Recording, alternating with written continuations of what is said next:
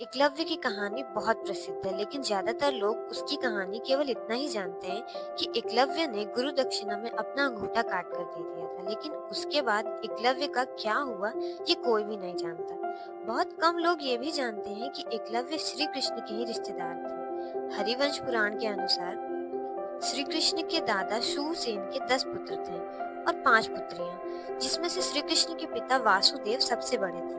वासुदेव के चौथे भाई शत्रुघ्न को निषादों ने पालकर बड़ा किया था और उन्हीं के पुत्र एकलव्य थे। इस तरह एकलव्य जन्म से श्री कृष्ण के चचेरे भाई थे। लेकिन फिर अपने ही चचेरे भाई का वध श्री कृष्ण ने क्यों किया, चलिए जानते हैं। महाभारत काल में प्रयाग में श्रृंगवेरपुर राज्य निषाद राज्य हिरण्यधनु का था। हिरण्यधनु की मृत्यु के बाद एकलव्य वहां के राजा बने। एकलव्य के राजा बनने से पहले ही उनकी अंगूठे काटने वाली घटना हो चुकी थी।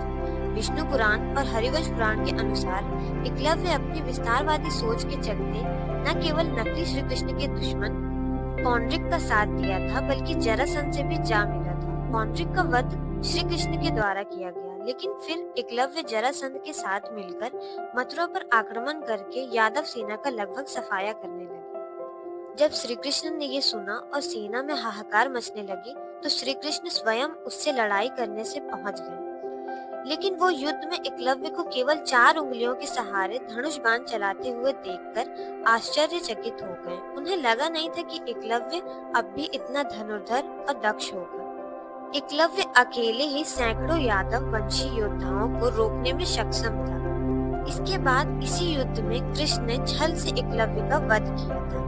बाद में एकलव्य का पुत्र केतुमान महाभारत में युद्ध में भीम के हाथों से मारा गया। एकलव्य के बारे में श्री कृष्ण के विचार क्या थे? दोस्तों, कहते हैं कि महाभारत युद्ध शुरू होने से पहले युधिष्ठिर ने एकलव्य को अपनी ओर से युद्ध में शामिल होने का न्योता भेजा था, लेकिन उसे पता नहीं था कि एकलव्य का वध किया जा चुका है। एक मान्यता ये भी है कि एकलव्य को केवल 2 उंगलियों से इतनी निपुणता से बाण चलाते देखकर श्री कृष्ण समझ गए थे कि एकलव्य भी धर्म की स्थापना में रोड़ा बन सकता है।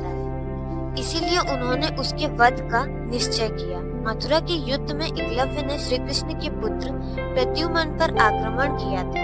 तब श्री कृष्ण ने उसे ललकारा और एक भारी शिला से उसका वध कर दिया। दोस्तों, आपको इस कहानी के बारे में पता था या नहीं, कमेंट में जरूर बताइएगा। और आगे और इंटरेस्टिंग और सही जानकारी के साथ वीडियो चाहते हैं तो वीडियो को लाइक जरूर से कर दीजिएगा और चैनल को सब्सक्राइब करके बेल आइकन पे क्लिक कर दीजिएगा। मैं मिलूंगी आपसे नेक्स्ट वीडियो में। Till then keep learning and keep exploring, stay connected with true facts.